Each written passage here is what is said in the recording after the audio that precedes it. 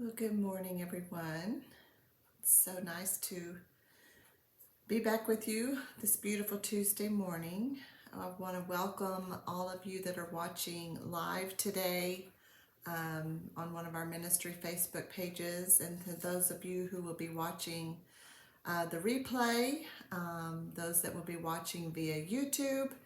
So just to welcome all of you, just want to make sure that you all know that I love and appreciate you all. I'm thankful for you. I'm thankful that you take a little time out of your day to view the videos or to join us live. It just really blesses me. And I hope that you are being blessed by these Tea-votionals. So also want to say thank you to our Facebook ministry groups that I had asked you to join in prayer for all of our teachers and kiddos that are going back to school over these past couple of days. And I find that so comforting when we can all come together and pray one for another. And God's kind of laid a little something on my heart to share later about something I want to implement into our groups on Facebook. So I'll talk about that later. But just want to welcome you all. Good morning, Shay. Good to see you. I hope others can join us this morning.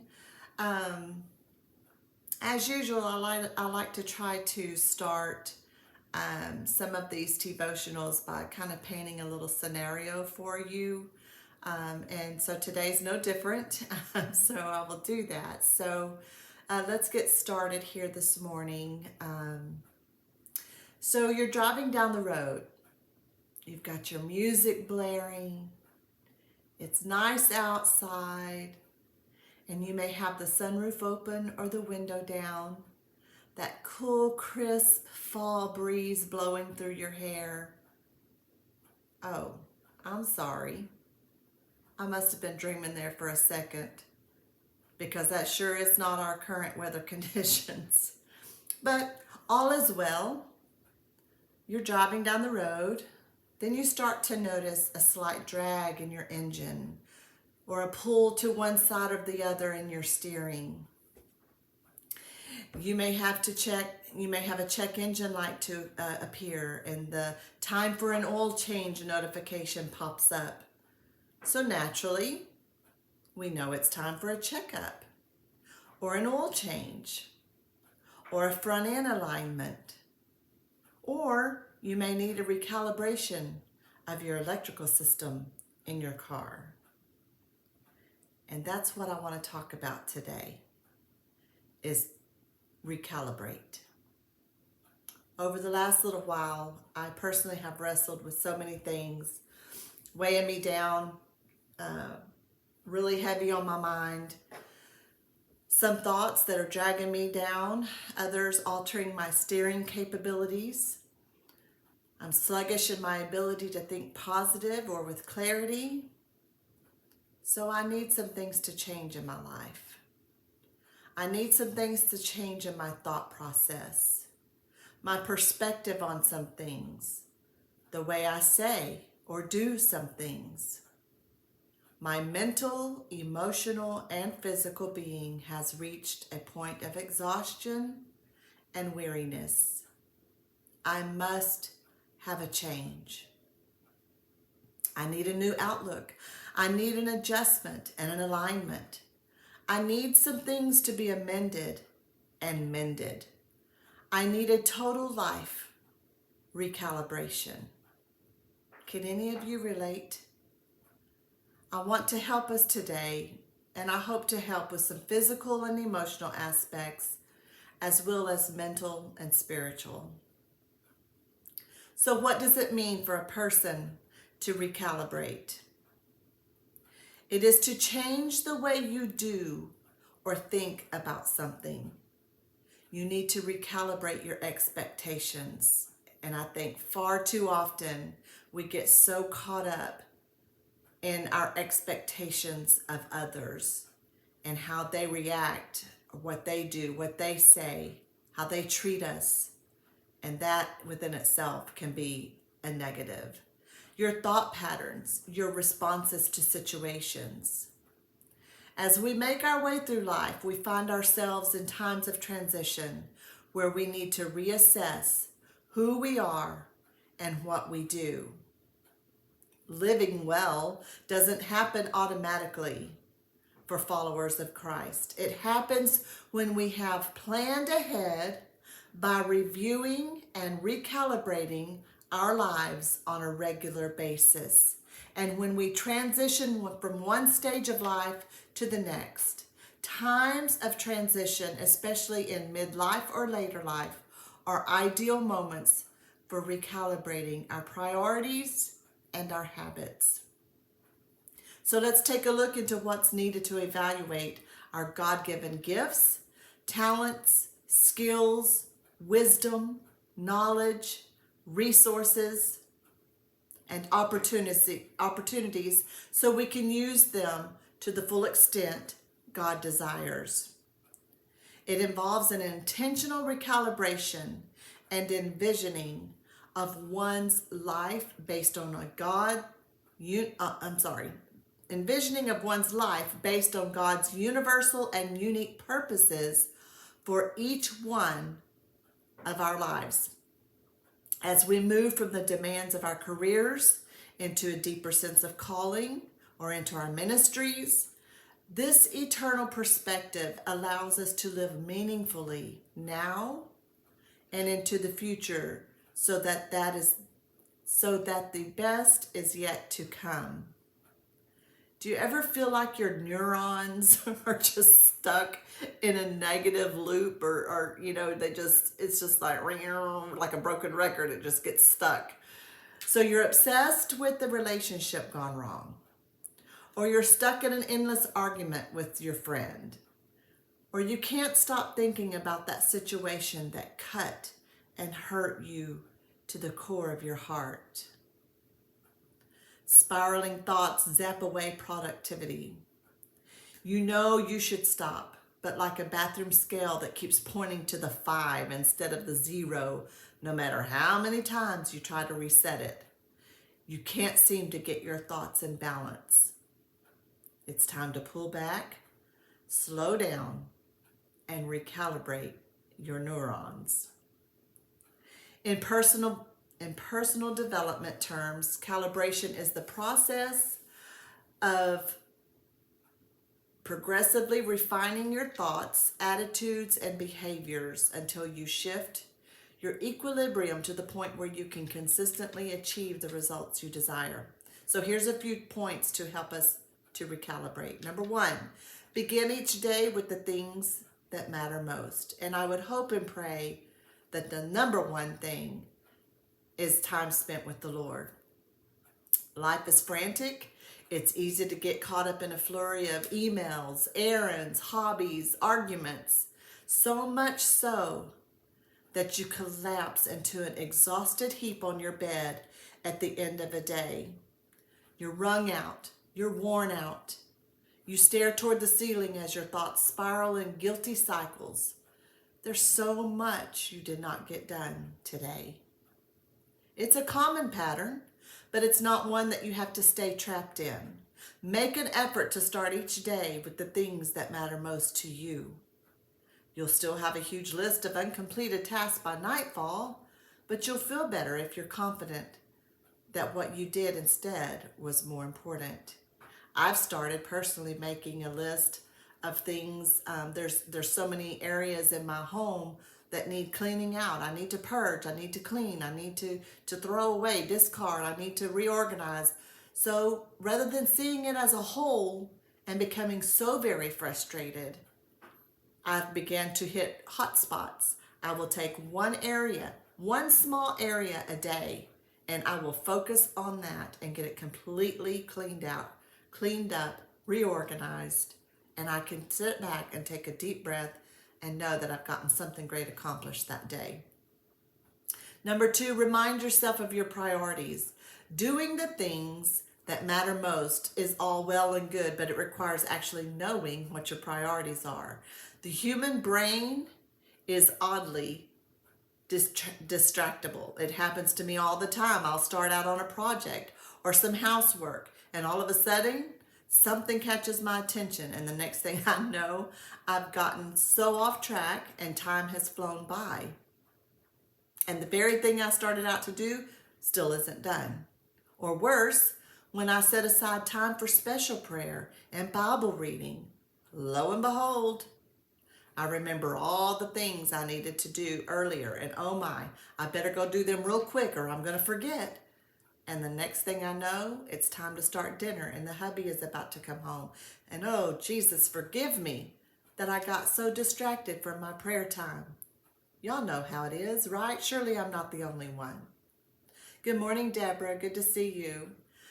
Bit by bit, over days and weeks, these tiny maladjustments can add up to severe distortion in our perceptions. Take time each day, preferably in the morning, to remind your brain of your priorities. This may involve listening to a song by your favorite artist, reading scriptures, writing in a journal, pondering an inspirational quote, or reading from a daily devotional book. Whatever helps you drag your brain back into a clear focus on your priorities, spend time doing that. Number 3, seek opportunities for growth. A tree that is growing will move instinctively toward the light. That's God's plan and purpose. It will dig roots that hold it firm against storms. It will adjust to changing conditions and compensate for shifting cliff faces. A human being, we have a couple of trees out by our ponds out here, and I got to notice them one day. Literally, the roots of some of those trees are slanted. It's at the tree is growing at an angle, but I'm gonna tell you, those roots are down deep. So that angle of that tree growing is holding fast. It's holding steady and firm because the roots are rooted and grounded deep. So a human being who is growing can do many of the same things. You seek opportunities to improve your abilities. Take a class, read a book, make an effort to improve your interactions at church, at work, or at home. At all costs, resist the temptation to become stagnant. Number 4, attend to your physical being. Your brain is connected to the rest of your body. If you want it to function properly, you're going to have to take care of yourself. Get enough sleep. Exercise daily. Ugh, I'm preaching to myself on that one. Learn which foods clear your mind and which leave you fuzzy-headed. Pay attention to your body's response to sunlight, fresh air, and freedom from constant oppressive background noises. Everyone's body is different, so the best way to discover yours is through trial and error. And number 5, surround yourself with focused, confident people. We tend to become more like the people we spend time with. I remember growing up, and I've said this to my own children throughout their lives, and I've heard my husband say it to his grown boys also. Be careful who you spend time with. Be careful who you hang with, because after a while, your spirits begin to mesh and you begin to become like the other party, the other person. So be careful. You want to surround yourself by great people, by people who have aspirations, who are going places, who are confident, who are positive. That helps me become more confident and upbeat in my own self. Seek out friendships and business contacts that build you up. We're in this thing together, my friends. I'm here to applaud you, give you a hand of praise, to pat you on the back, to encourage you. I'm not in this thing for competition. I am in competition with no one except my own negative self, trying to put that thing down. Avoid social groups that make you feel uncomfortable, looked down upon, or incompetent. Learn to trust your own inner compass. Cultivate the company of people who accept you for who you are and inspire you to improve. Good morning, Claudia. Let's look at a few steps on how to reset your daily physical life. Number 1, envision the life you want. It's okay. Number 2, determine your core values. Number 3, set clear goals for what you want to accomplish. Number 4, break your goals into actionable steps. That's what I do. I don't look at the situation as a whole any longer, the mess as a whole. I focus on one problematic area at a time and deal with that. Let go of things that don't bring joy to your life. Take some time to clear your mind. Focus on your physical health. God sees all of time from beginning to end, and he tells us the same thing he told Israel back then. Forget the former things. Do not dwell on the past. See, I am doing a new thing. That is in Isaiah 43, 18 and 19. Starting over is never easy, but give your concerns to the Lord. The words starting over fill us with fear and excitement. Starting over is hard and emotional. I was always, my dad being a minister, we traveled a lot, we moved a lot. There were times I was in 2 and 3 schools a year during my early school years in elementary. That was so hard on me, and I'm not slighting my parents. It's not that they were doing the will and work of the Lord, but it was so hard because as a young Pentecostal girl, we're looked upon as being weird in the first place, and some of you know what I'm talking about. But always being the new girl, the new weird girl. It was very hard on me. Change was very hard on me. So I did not do well in my early school years, and I was very withdrawn. However, I'm not going to talk about all of that. But when we start something new, whether it be a new job, a new location, even a new marriage, our questions and concerns are the same. What do I do?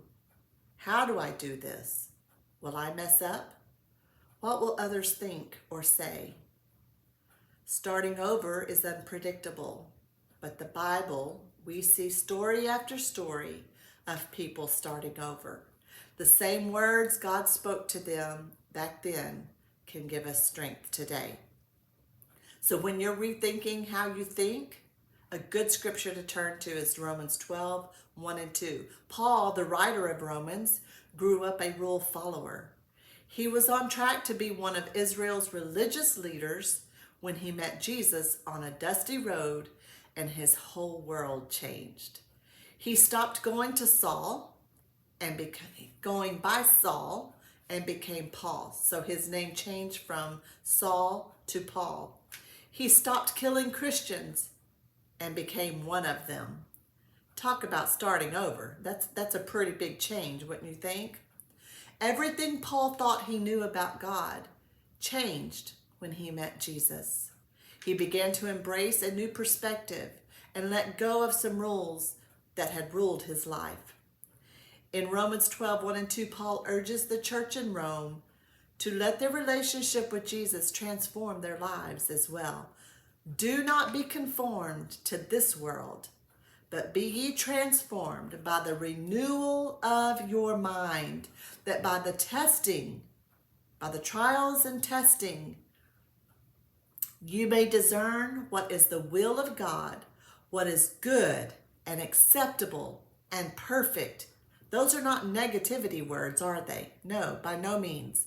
When you find yourself going back to familiar patterns, wanting to look and dwell into the past, read Ephesians 4, 23, 24.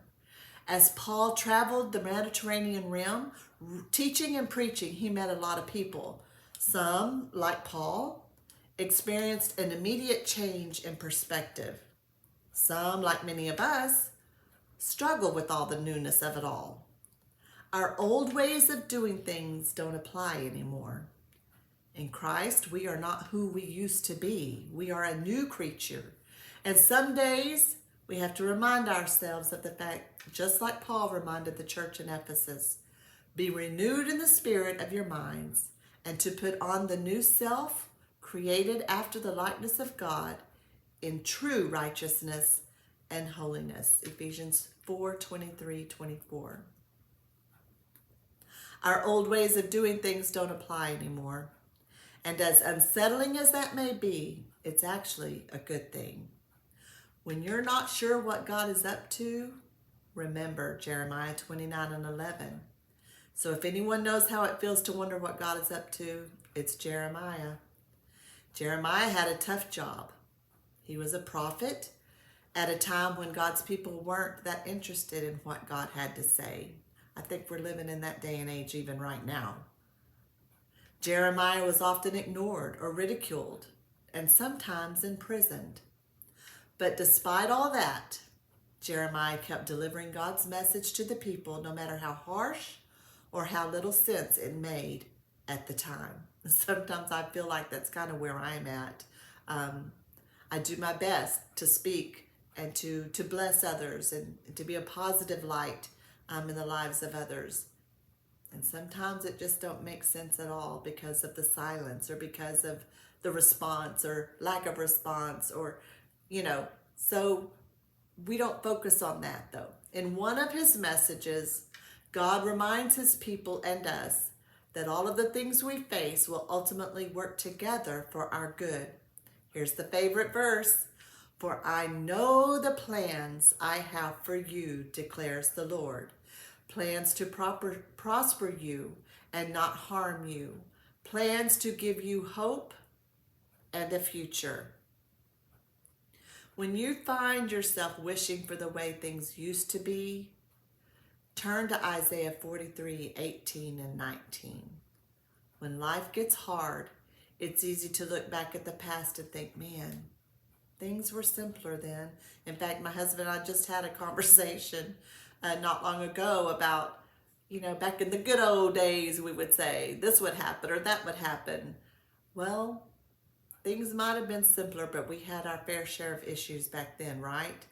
But this isn't a new problem. As far back as the late 600s and early 700 BC, God's people found themselves looking back when circumstances were tough and longing for the days of old. Can you imagine when we would say, way back then, way back in the Bible days, even they were then saying the good old days. Back, they were longing for the days of old.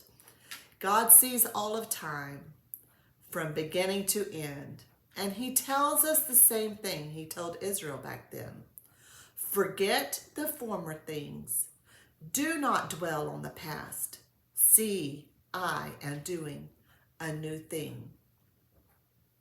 So, I have made up my mind to break the cycle of how I perceive things, how I respond to negative things, how I no longer ignore the very important need to rest, physically and mentally, how I will no longer allow negative thoughts and opinions of others to dictate who I am or hinder me in what I know God has called me to do and who he has called me to be. I choose to recalibrate. Change, especially drastic ones, and starting over is never easy. But when you give your concerns to the Lord, he will guide you every step of the way. So my friends, today, is it time for a recalibration? Are you feeling sluggish in your spirit? Are you feeling foggy-brained? Are you feeling a bit on the negative side?